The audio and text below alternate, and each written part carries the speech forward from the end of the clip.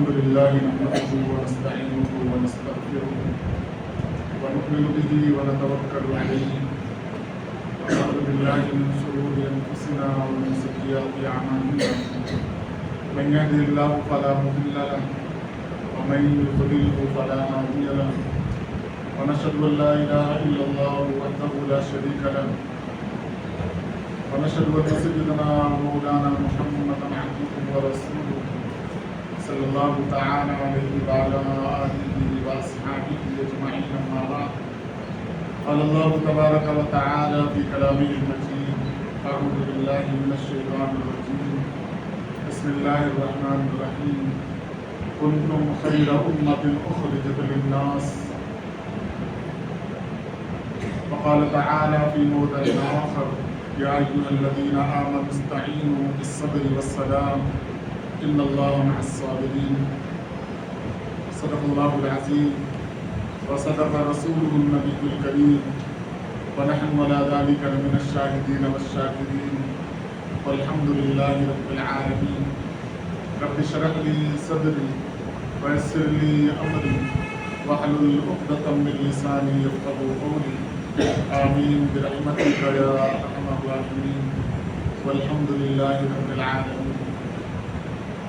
حضرات سامعین، اللہ جل شانہ کا لاکھ لاکھ شکر و احسان کہ اللہ جل شانہ نے ہمیں ایمان کی دولت سے نوازا اور جناب رسول کریم صلی اللہ علیہ وسلم کی امت کے اندر پیدا فرمایا اور نبی کریم صلی اللہ علیہ وسلم کا لاکھ لاکھ شکر و احسان کہ آپ صلی اللہ علیہ وسلم نے دین کی باتوں کو ہم تک پہنچایا. گزشتہ 2 جمعہ اللہ تبارک و تعالیٰ سے مانگنے کا طریقہ، دعا کے آداب، کس طریقے سے اللہ تبارک و تعالیٰ کے سامنے اپنی بات رکھی جائے، دعا کیسے کی جائے، دعا میں کیا آداب ملحوظ رکھا جائے، کس طریقے کے الفاظ استعمال کیے جائیں، کتنی دعائیں مانگی جائیں، اللہ تبارک و تعالیٰ کے پاس ان دعاؤں کا کیا اثر ہوتا ہے، کیا اس کی اہمیت ہوتی ہے دعاؤں کی، اس پر گفتگو کی گئی تھی. کچھ باتیں دعا سے متعلق عرض کر کے اس کے بعد نماز کے متعلق کچھ باتیں عرض کروں گا. قرآن کریم کی 2 آیتیں میں نے خطبے کے درمیان تلاوت کی ہیں. پہلی آیت میں اللہ تبارک و تعالیٰ نے امت محمدیہ کا تعارف پیش کیا ہے کہ امت محمدیہ کس مقصد کے لیے دنیا کے اندر بھیجی گئی ہے. فرمایا اخرجت للناس، لوگوں کی بھلائی کے لیے، لوگوں کے لیے ہمیں مبعوث کیا گیا، ہمیں بھیجا گیا، انسانیت کے لیے رہنمائی کرنے کے لیے. جو علم، جو فن، جو کمال ہمارے اندر موجود ہیں وہ ہم دوسروں تک منتقل کر دیں. کوئی نقصان میں جا رہا ہے، کوئی پریشان حال ہے، کوئی بیمار ہے تو نقصان سے کیسے نکل جائے، بیماری سے اسے کیسے فائدہ ہو جائے، پریشان حال ہے تو پریشانی کیسے ختم ہو جائے. اگر وہ نقصان میں جا رہا ہے اور اسے پتہ نہیں چل پا رہا ہے کہ وجوہات کی بنیاد پر یہ میں گھاٹے اور نقصان میں جا رہا ہوں اور ہمیں معلوم ہے تو ہم اس کی رہنمائی کریں. اللہ تبارک و تعالیٰ نے ہمارا تعارف کروایا. اخرجت للناس، لوگوں کے لیے ہمیں نکالا گیا، لوگوں کے فائدے کے لیے. تأمرون بالمعروف وتنہون عن المنکر، اچھائی کا ہم حکم دیں، برائی سے روکیں. یہ اللہ تبارک و تعالیٰ نے امت محمدیہ، آخری امت جو ہم ہیں، تو ہمارا تعارف اللہ تبارک و تعالیٰ نے قرآن کریم کے اندر کیا ہے. دوسری آیت کے اندر اللہ تبارک و تعالیٰ نے فرمایا کہ نماز اور صبر کے ذریعے سے میری مدد چاہو. پھر فرمایا اللہ تبارک و تعالیٰ نے صبر کرنے والوں کے ساتھ اللہ ہے. یہ 2 آیتیں اور گزشتہ 2 جمعہ جو بیان ہوا ہے اس بیان کا مختصر خلاصہ انشاءاللہ اسی پہ گفتگو ہوگی. اللہ تبارک و تعالیٰ سے دعا کریں کہ اللہ عمل کی توفیق عنایت فرمائے. گزشتہ 2 جمعہ اس موضوع پر بات ہوئی تھی کہ ہم اللہ تبارک و تعالیٰ سے کیسے مانگیں. میں نے کئی آیتیں قرآن کریم کی تلاوت کر کے بتایا تھا کہ اللہ تبارک و تعالیٰ نے فرمایا کہ مجھ سے مانگو میں تمہیں دوں گا. پھر اللہ سوالیہ جملہ فرما رہا ہے امن یجیب المضطر اذا دعاہ، کہ تڑپنے والے دل کی دعاؤں کو کون سنتا ہے، کون قبول کرتا ہے. ہم دنیا کا اگر مطالعہ کریں، دنیا کو دیکھیں، دنیا میں دیکھیں تو ہمیں پتہ چلے گا دل سے نکلی ہوئی بات سوائے اس شخص کے جس کے دل سے وہ بات نکلی ہے، جس کا دل تڑپا ہے، اس کے علاوہ کوئی اس تڑپ کو محسوس نہیں کر سکتا. سب سے زیادہ قریب جو لوگ ہیں انسان کے وہ ہے ماں اور باپ. ماں سب سے قریب ہوتی ہے، لیکن دل تڑپے، اس تڑپ کی آہٹ، اس تڑپ کا احساس ماں کو بھی نہیں ہوتا، باپ کو بھی نہیں ہوتا. اس سے زیادہ قریبی رشتہ دنیا کے اندر ماں اور باپ کے علاوہ کوئی نہیں. اللہ تعالیٰ فرما رہے، سوال کر رہے ہیں امن یجیب المضطر اذا دعاہ، جو تڑپنے والا دل ہے، اس سے نکلنے والی آہ ہے، اس سے نکلنے والی دعا ہے. اللہ سوال کر رہے ہیں ہم سے کہ کون اس دعا کو قبول کرتا ہے، اس تڑپ کو کون محسوس کرتا ہے، اس کو کون سنتا ہے. پھر اللہ تبارک و تعالیٰ آگے فرما رہے ہیں الہ مع اللہ، سوال پر سوال. دراصل علم یا سمجھانے کا جو طریقہ ہوتا ہے اس میں 2 طریقے بڑے کارگر ہوتے ہیں. ایک طریقہ یہ ہے کہ جو نہیں معلوم اسے بتا دیا جائے. ایک طریقہ یہ ہے کچھ معلوم ہے، کچھ معلوم ہے، کچھ نہیں معلوم ہے، وہ سوال کیا جائے. سوالیہ جملہ ہوتا ہے. اگر وہ سوال و جواب کی شکل میں پیش کیا جاتا ہے تو تھوڑا سا معلوم ہے، تھوڑا سوال کرنے کے بعد متوجہ کیا گیا، جواب دیا گیا، وہ چیز کامل ہو جاتی ہے، دماغ کے اندر بیٹھ جاتی ہے. یہ 2 طریقے دنیا کے اندر بڑے رائج ہیں. اللہ تبارک و تعالیٰ نے دونوں طریقے کو دعا میں اپنایا ہے. فرمایا ادعونی استجب لکم، مجھ سے مانگو میں دوں گا. یعنی پتہ نہیں ہے بندے کو مانگا کس سے جائے. یہاں اللہ تبارک و تعالیٰ بتا رہے ہیں کہ مجھ سے مانگو میں دوں گا، میں سوال کی تکمیل کروں گا، میں تمہاری مرادوں کی جھولیوں کو بھر دوں گا. اور پھر دوسرا طریقہ اللہ تبارک و تعالیٰ نے اپنایا کہ کچھ معلوم ہے، لوگ کہیں اور چلے جاتے ہیں، کسی اور سے مانگنے لگتے ہیں، سوال کہیں اور کرنے لگتے ہیں. اللہ تبارک و تعالیٰ اب سوال کر رہے ہیں کہ دل کی گھبراہٹ کو، دل کی بے چینی کو، دل کی مراد کو کون سننے والا؟ دنیا کے اندر کوئی بھی نہیں ہے. تاکہ آدمی کٹ جائے پوری دنیا سے، تعلق توڑ لے. وہ عقیدہ جو بنا کے بیٹھا ہوا کوئی شخص کہ فلاں سے مانگوں گا وہ دے دے گا، فلاں سے سوال کروں گا وہ دے دے گا، فلاں کے دربار میں چل جاؤں گا وہاں سے مرادیں پوری ہو جائیں گی. اللہ تبارک و تعالیٰ نے سارے راستے کو قطع کر دیا، ختم کر دیا. کہا دل کی بے چینی کو جو جاننے والا ہے وہ سوائے اللہ کے کوئی نہیں. جب آپ کی ماں، میری ماں اس گھبراہٹ کو محسوس نہیں کر سکتی تو کوئی اور دربار کیسے وہ تعلق، وہ اپنائیت پیدا کر سکتا ہے اپنے پاس؟ جو ماں اپنائیت پیدا کرتی ہے اولاد کے لیے کہ اولاد روئے تو وہ سوچتی ہے شاید بھوکا ہوگا، اسے دودھ پلاتی ہے. ابھی بھی اس کی رونے کی آہٹ یا رونے کا طریقہ ختم نہیں ہوتا، وہ رونا بند نہیں کرتا تو سوچتی ہے شاید پیٹ میں درد ہوگا، شاید اس کے سر میں درد ہوگا. یعنی شاید سے وہ پتہ لگا رہی ہے. اللہ تبارک و تعالیٰ کے پاس یہ سوالیہ نشان بھی نہیں ہے شاید والا. میں نے رویا، اللہ کو پتا ہے میں کیوں رو رہا ہوں. زبان سے وہ الفاظ نکالنے کی ضرورت نہیں ہے. اگر وہ کنیکشن، وہ تعلق رب سے ہو جائے اللہ تبارک و تعالیٰ فوراً مرادوں کو پورا کریں گے. ایک واقعہ یاد آیا، حجاج بن یوسف بڑا ظالم بادشاہ تھا، حافظ قرآن تھا، قرآن کی بھی اس نے بڑی خدمت کی ہے. ایک بار خانہ کعبہ کا طواف کر رہا تھا اور اس کے ساتھ ایک نابینا شخص، ایک اندھا شخص طواف کر رہا تھا. اسے پتہ ہی نہیں میں کس کے ساتھ طواف کر رہا ہوں. وہ دعا کر رہا ہے کہ اللہ مجھے بینائی چاہیے، میری آنکھیں چاہیے. مورخین نے لکھا کہ 3 چکر ہو گیا اس کا، 3 چکر ختم ہو گیا. یہی دعا کر رہا حجاج بن یوسف کے کان پہ وہ بات گرا گزرنے لگی، پریشان کرنے لگی. تو اس نے اس سے سوال کیا کہ تمہیں پتا ہے میں کون ہوں؟ اس नबीना शख्स ने कहा कि मेरी आंखें नहीं है, मुझे क्या पता तुम कौन? हज्जाज इब्न यूसुफ ने कहा मैं हज्जाज इब्न यूसुफ।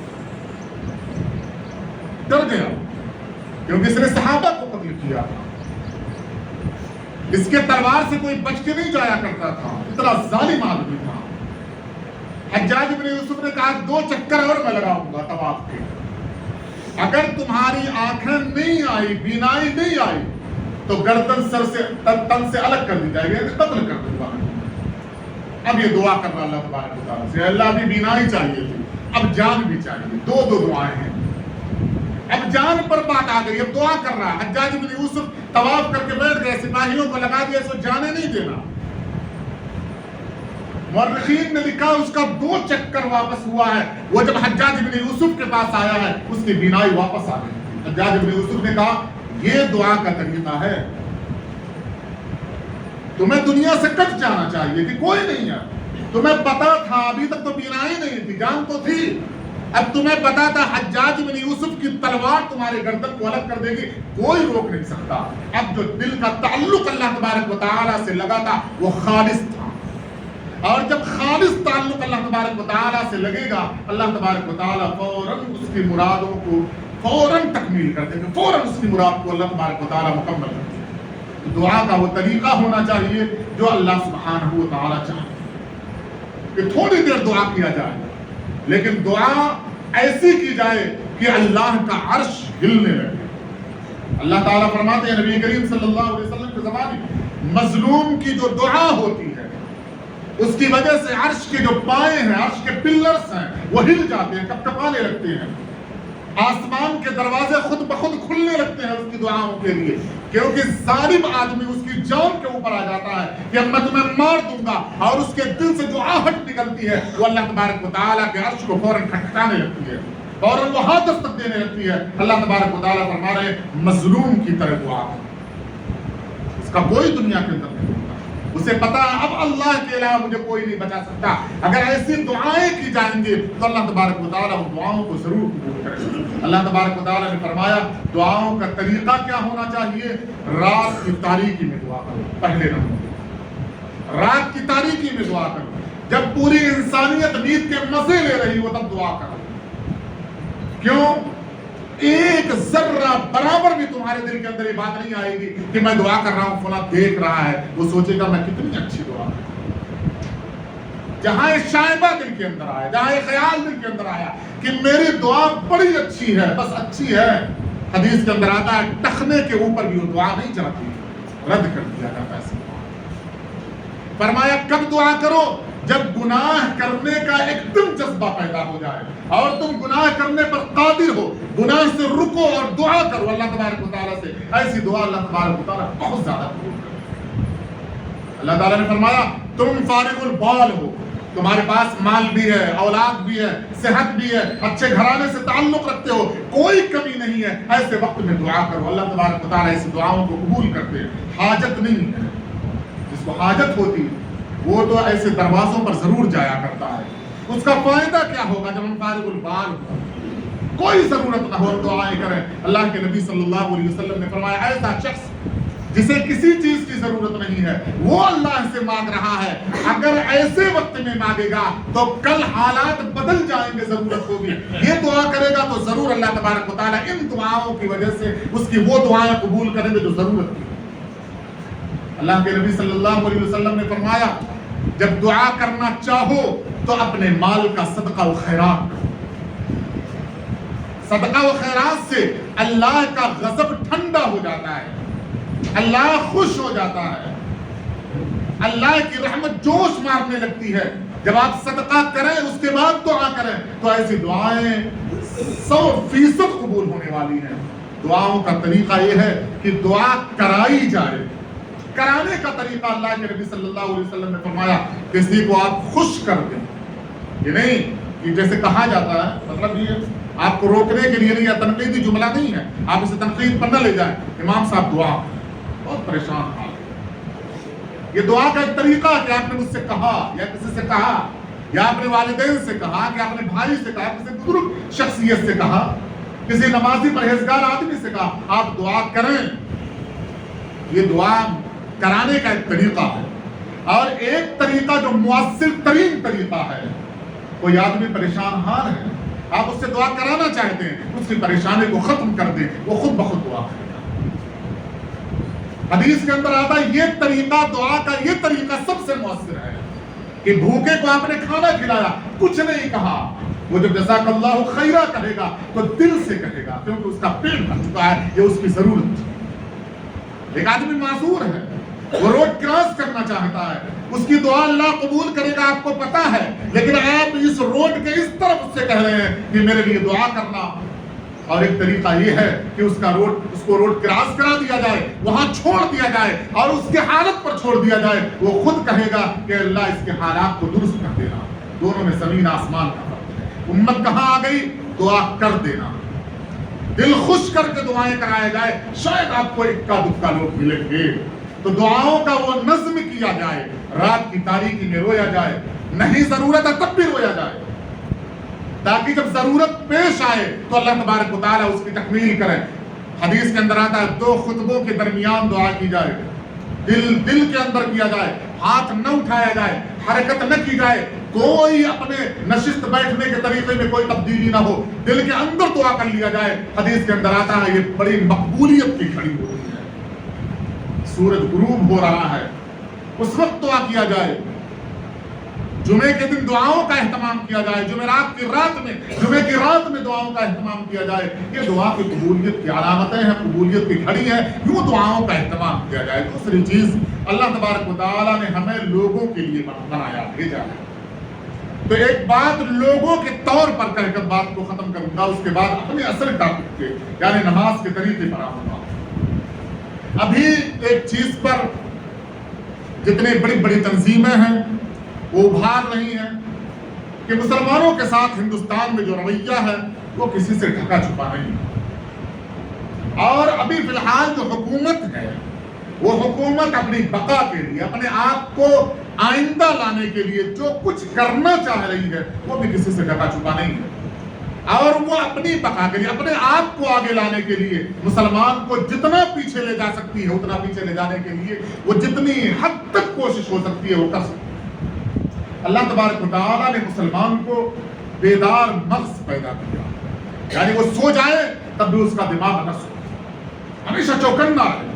اللہ تعالیٰ نے فرمایا یا ایھا الذین آمنوا اصبروا وصابروا ورابطوا۔ کہاں تک مسلمان کی سوچ ہونی چاہیے؟ اپنے سرحد تک پہنچنی چاہیے۔ آج ہندوستان میں مسلمان کی سرحد اس کا اپنا ایمان ہے، اپنے قوم کی ایمان کی بقا ہے، اپنے قوم کا ہندوستان میں بقا، یہ اسلامی سرحد مانی جائے گی۔ اللہ کے نبی صلی اللہ علیہ وسلم نے جب دیکھا کہ پورا جزیرۃ العرب امڑ آیا ہے، جو غزوہ خندق ہوئی تھی، پورا جزیرۃ العرب آیا تھا، اندر سے منافقین، باہر سے مشرکین، یہود و نصارہ، کوئی ایسا نہیں بچا ہوا تھا جو مسلمانوں پر ایک بارگی حملہ کرنے کے لیے مدینہ میں نہ آ گیا ہو۔ آپ کو پتا چلا خندق کھودی گئی صحابہ کرام کے مشورے سے، سلمان فارسی رضی اللہ تعالیٰ عنہ کے مشورے سے، اندر پتا چلا کہ کچھ لوگ اندر چلے آئے ہوئے ہیں۔ حدیث کے اندر آتا ہے آپ ننگے گھوڑے کی پیٹھ پر چھلانگ لگا کر بیٹھے ہوئے ہیں، اور پورے مدینے کے میں مسلمانوں سے کہا تھا آرام کی نیند سو، میں نگرانی کروں گا، میں تمہاری حفاظت کروں گا۔ قوم کے جو رہبر ہوا کرتے ہیں ان کا طریقہ کار یہ نہیں ہے کہ وہ آرام اور عیش اور عشرت کی زندگی گزاریں، جنہیں اللہ تعالیٰ نے جو صلاحیت دی ہے وہ صلاحیت امت تک پہنچ جائے۔ اس واسطے اللہ تعالیٰ نے فرمایا کنتم خیر امت اخرجت للناس، یہ ہمیں مخاطب کیا، اللہ تعالیٰ نے آپ کو مخاطب کیا ہے، آپ کی صلاحیت کو مخاطب کیا ہے کہ آپ جس صلاحیت کی بنیاد پر، جس فکر کی بنیاد پر، جس علم کی بنیاد پر اپنی قوم کی بھلائی کر سکتے ہیں، اسی واسطے اللہ تبارک و تعالیٰ نے آپ کو بنایا ہے۔ آپ صلی اللہ علیہ وسلم آرام نہیں کرتے، جب امت پر بات آ جاتی تھی، آپ پڑھے لکھے ہیں، آپ کے پاس وہ صلاحیت ہے، آپ کے پاس وہ قابلیت ہے کہ جنہیں پڑھنا لکھنا نہیں آتا، جن کے پاس اتنا بیدار مغز نہیں، اتنا دماغ نہیں ہے، آپ وہاں تک جائیں، ان کی بقا کے لیے، ہندوستان میں ان کی سلامتی کے لیے آپ کیا کر سکتے ہیں وہ کر گزریں۔ ابھی جو ڈیٹا پیش کیا گیا ہے 4 کروڑ مسلمانوں کے آئی ڈی کارڈ کو منسوخ کر دیا گیا، ختم کر دیا گیا۔ 4 کروڑ یہ کم تعداد نہیں ہے، مسلمان ویسے بھی کم ووٹ ڈالتا ہے۔ یہ بند نہیں کیا گیا ہے، اس پر पूरे चौकन्ना है, पूरी लॉबी, पूरा आरएसएस, बजरंग दल, बीजेपी, हम सोए हुए हैं। और सोने वाला आदमी क्या सोचता? पूरी दुनिया सो रही है, पूरी दुनिया सो रही है, मैं सो रहा हूं, पूरी दुनिया सो रही है। तो आप जगें कि देखें कि कौन आपकी मदद का मुहताज है। जितना वक्त आपके पास हो, 1 घंटा, आप 1 घंटा किसी की मुसीबत के हल करने में लगाएं, वो कल्बी सुकून आपको महसूस होगा, वो सुकून महसूस होगा कि जिसको अल्फाजों में बयान नहीं किया जा सकता। सोशल मीडिया, आपके पास इंटरनेट का वो जरिया है कि आप यहीं बैठे बैठे जहां तक पहुंचना चाहें वहां तक पहुंच सकते हैं। और अबाओं की तादाद आप जाकर देखें, ना पढ़े लिखों की मजबूरियों को आप जाकर देखें कि आपको हैरत होगी। एक आदमी है जो खा रहा है, जी रहा है, सो रहा है, उसकी औलादें हैं, वो है कौन उसे खुद नहीं पता, आपको नहीं पता। अगर वो जबान न बोले, अगर उसके पास कुव्वत गोयाई ना हो, उससे कहें आप कौन हो, तो अपना कोई आईडी प्रूफ नहीं बता सकता है कि मैं फला इब्न फला हूं, मैं फला जगह से हूं। उसके पास कुछ नहीं है, क्योंकि हम वहां तक नहीं पहुंचे। हमने सोसाइटियों को बदल दिया है। पढ़ लिखने के बाद इस वास्ते अल्लाह तबारक व तआला ने हमें इल्म नहीं दिया कि सोसाइटी तब्दील कर दिया जाए। अल्लाह के नबी सल्लल्लाहु अलैहि वसल्लम से बड़ा पढ़ा लिखा कौन? अंसार मदीना के अंदर रहकर आपने दर्स व तदरीस दिया था, तालीम दिया था। जहां जरूरत पड़ती थी उन्हें बुलाया नहीं था, वहां तक खुद पहुंचे थे और फरमाया था मुझे मुअल्लिम बनाकर भेजा गया, मुझे इस वास्ते भेजा गया, मैं जन्नती हूं, मेरे साथ सहाबा भी जन्नती होंगे। लेकिन यूं हाथ पर हाथ धरे बैठ जाने की बदौलत अल्लाह तबारक व तआला कामयाबी नहीं देती। हम ये सोचे मुझ तक कोई आएगा, मुझे अपनी प्रॉब्लम बताएगा, अपनी परेशानी बताएगा, मैं हल करूंगा, इस वास्ते अल्लाह तबारक व तआला ने हमें इल्म नहीं दिया। कल अल्लाह तबारक व तआला हमसे सवाल करेंगे। मैंने जवानी दी थी, मैंने इल्म दिया था, मैंने फुर्सत के लम्हात दिए थे, मैंने वो औकात दिए थे जो दुनिया के अंदर और दूसरी कौमों को मुयस्सर नहीं था और दूसरी सोसाइटियों को मुयस्सर नहीं था। तुमने अपने खाली औकात में किसकी मदद किया? क्या सवाल का जवाब दे सकते हैं? जन्नत सिर्फ जमानत नहीं है, जन्नत की नमाज जन्नत की जमानत नहीं है सिर्फ कि नमाज पढ़ लिया हमने जन्नत में चले जाएंगे। हमने कुछ नहीं किया दुनिया के अंदर, अल्लाह के हुजूर हम कैसे हाजिर? 2 दिन बड़ा अफसोस होता है, 2 दिन बड़ी बड़ी कंपनियों में जॉब करने वाले लोगों की छुट्टी होती है 2 दिन। आप सर्वे कर लें अपने नौजवानों का कि 2 दिन छुट्टी में उन्होंने क्या किया? कुछ नहीं किया। साल गुजर जाया करता है, हफ्ते की 2 दिन छुट्टी में अगर आपने अपनी कौम के लिए 1 मिनट नहीं निकाला, 1 घंटा नहीं निकाला, 1 दिन नहीं निकाला अपनी पूरी जिंदगी का, तो क्या आप अल्लाह के नबी सल्लल्लाहु अलैहि वसल्लम के सामने ये कह सकते हैं उस उम्मत का मैं हूं जिस उम्मत के आप नबी थे, जिसका तारुफ कराया गया था? कुंतुम खैरा उम्मतिन उखरिजत लिन्नास तामुरूना बिल मारूफ व तनहौना अनिल मुनकर। हम उन इलाकों में क्यों नहीं जाते जहां पढ़े लिखे लोग नहीं हैं? क्या आरएसएस के पढ़े लिखे लोग नहीं चाहते अपने गरीब गुरबा बस्तियों में, झुग्गियों में? उनका आईडी प्रूफ कैसे बन जाया करता है? वो भी मजदूर, हमारी कौम के लोग भी मजदूर, और मजदूरों को 1 घंटे की भी छुट्टी नहीं होती है कि वो कुछ सोच सके, समझ सके, पढ़ सके, बेदार मग्ज हो सके, वो कहीं जाकर लाइन लग सके। अगर बता दिया जाए 1 दिन की लाइन के बाद आपका आईडी प्रूफ बनेगा, तो वो कहेगा 1 दिन में 400 रुपये कमाऊंगा, मेरे घर का खर्च चलेगा, मैं लाइन नहीं लगा सकता। किसकी जिम्मेदारी है? मेरी आपकी जिम्मेदारी नहीं है। नमाज दुरुस्त कराना जैसे मेरी जिम्मेदारी है, आपकी जिम्मेदारी है। ज़कात की अदायगी का तरीका बताना मेरी जिम्मेदारी है। ऐसे हाथ पकड़कर किसी गरीब को राह रास्त पर ला लेना, उसकी बका की जिम्मेदारी उठा लेना, ये भी हमारी और आपकी जिम्मेदारी है। तीसरी चीज जो आज बयान करना है वो नमाज से मुताल्लिक है। एक बात पहले अर्ज कर दूं, मेरे दोस्त ने, मुसल्ली हैं हमारे, उन्होंने मुझे एक टॉपिक दिया कि नमाज के मौजू पर गुफ्तगू होनी चाहिए इस जुमा। मैं आप लोगों को आम इजाजत देता हूं, आप खुतबा सुनने आते हैं, आपकी जरूरत क्या है मुझे नहीं मालूम। मैं देखता हूं मुआशरे में जिस चीज की जरूरत होगी उसी टॉपिक का इंतखाब करके बोलना चाहता हूं, लेकिन मैं 100% पहुंच जाऊं आप तक कोई जरूरी नहीं है।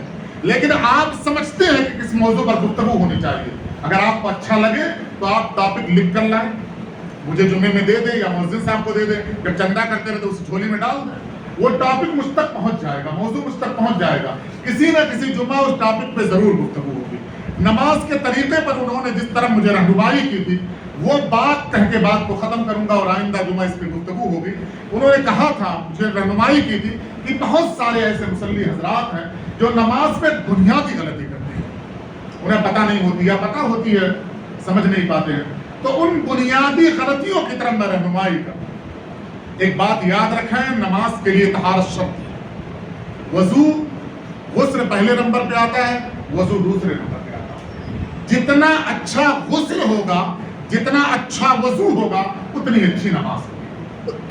فقہاء نے لکھا کہ نماز میں اگر شکوک و شبہات پیدا ہو رہے ہیں، خیالات پیدا ہو رہے ہیں، یعنی وضو صحیح نہیں ہوا، وضو صحیح نہیں ہوا، نماز صحیح نہیں ہو سکتی۔ نماز، وضو کا طریقہ نبی صلی اللہ علیہ وسلم نے بتایا کہ فرائض اور سنن اس کی رعایت کی جائے، آرام سے بیٹھا جائے، جہاں بیٹھا گیا ہے آرام سے بیٹھا جائے، بسم اللہ الرحمن الرحیم پڑھا جائے۔ اس کے بعد وضو کا طریقہ یہ بتایا، مسواک کیا جائے، منہ صاف ہونا چاہیے۔ آدمی کا اگر منہ صاف نہ ہو، صبح اٹھے اور کوئی دوست فون کرے ابھی میں ملاقات کرنا چاہوں، وہ کہتا ہے پہلے برش کروں گا پھر ملاقات، یعنی اسے لگتا ہے کہ میں اپنے آپ کو اچھا محسوس نہیں کر پا رہا ہوں، میرے منہ سے مجھے بدبو آئے گی، یہ مجھے پسند نہیں ہے۔ میرے منہ سے بدبو آئے، فرشتوں کو کیسے پسند ہو سکتی ہے؟ میرے پڑوس میں کھڑا ہوا مصلی اسے کیسے اچھا لگ سکتا ہے؟ اس واسطے حدیث کے اندر آتا اپنے آپ کو اچھا بنائیں، نماز کے لیے لا رہے ہیں، اچھا وضو کریں، منہ صاف ہو، جسم صاف ہو، آزو بازو سے بدبو نہ آئے پسینے کی، اس بات کا خیال کریں۔ اس کے بعد نماز پڑھیں۔ نماز کے لیے ایک چیز جو نبی کریم صلی اللہ علیہ وسلم نے بنیادی بتائی ہے، اپنے کندھوں کو نرم کریں۔ کندھوں کو نرم کرنے کا مطلب یہ ہے جہاں آپ سے کہا جائے وہاں آپ بلا تردد، بلا کسی ماتھے پر شکن لائے ہوئے، بلا کسی غصے اور جھنجھلاہٹ کے آپ وہاں پر جا کر کھڑے ہو جائیں۔ یہ بنیادی نماز کا طریقہ نبی کریم صلی اللہ علیہ وسلم نے بتایا کہ اپنے کندھوں کو نرم کریں، کہ جہاں آپ کی ضرورت ہے، آپ دیکھیں کہ آپ کی ضرورت کہاں ہو رہی ہے، وہاں آپ خود بخود جا کر کھڑے ہو جائیں۔ لیکن ایسا نہیں، آپ کو کہا جاتا ہے فلاں جگہ آئیں، آپ نہیں آتے۔ تو نماز کی بنیادی کمی ہو رہی ہے۔ نماز یہ عبادت نہیں ہے وہ والی عبادت کہ فرائض کی ادائیگی ہو جائے گی، یہ آپ بندے ہیں، اس کا ثبوت دینے آئے ہیں۔ اللہ سے آپ نے کہا میں آپ کا بندہ ہوں، آپ میرے رب ہیں، لا الہ الا اللہ آپ نے کہا ہے، اس کا ثبوت دینے آئے ہیں۔ اس واسطے فرمایا نماز کا اصل کیا ہے؟ سجدہ۔ سجدے میں آدمی اپنی پیشانی کو اللہ کے دربار میں جھکاتا ہے، سوائے اللہ کے دربار میں یہ پیشانی بندہ کہیں نہیں جھکانا چاہتا۔ تو جہاں آپ بندگی کا ثبوت دینے آئے تھے، وہاں آپ اکڑ کے کھڑے ہوئے ہیں۔ کیا اللہ کے سامنے آپ ثابت کر رہے ہیں کہ اللہ اکبر، آپ اللہ ہیں، اور اکڑ کر آپ پیچھے کھڑے ہوئے ہیں؟ آپ وہاں کونے کھڑے ہوئے ہیں اور یہ اپنی زبان سے کہہ رہے ہیں اللہ اکبر، اور عمل سے کیا بتا رہے ہیں؟ مجھ سے بڑا کوئی نہیں ہے، میں یہاں سے نہیں ہل سکتا بھائی، آپ جاؤ آپ جاؤ آپ جاؤ آپ کے سب میں۔ یہ طریقہ نماز کا نہیں ہوتا۔ دوسری بات، سجدے اور رکوع میں جو آدمی کمی کر رہا ہے اس کی طرف انہوں نے رہنمائی کا حکم دیا تھا کہ سجدے میں اکثر لوگ اپنے ہاتھ کو بچھا دیا کرتے ہیں۔ ہاتھ کی کوہنی اگر زمین پر چلی جائے سجدہ نہیں ہوتا، نماز نہیں ہوتی۔ دوسری چیز بتائی کہ اکثر لوگ سجدے کے حالت میں اپنے پاؤں کو اٹھائے ہوئے رہا کرتے ہیں، ایک رکن کے برابر اگر وہ پاؤں اٹھا رہا اور اٹھا رہ گیا نماز فاسد ہو جاتی ہے، آپ کی نماز نہیں ہوتی۔ تیسری چیز، رکوع اور سجدہ اور دیگر چیزوں میں امام کی اقتدا کا مسئلہ ہے۔ امام قرأت کر رہا ہے، ابھی وللضالین نہیں ہوا، ابھی سے آپ نے پلاننگ کر لی آمین کہنا ہے، اس کا مطلب آپ مقتدی نہیں، آپ امام بننا چاہتے ہیں۔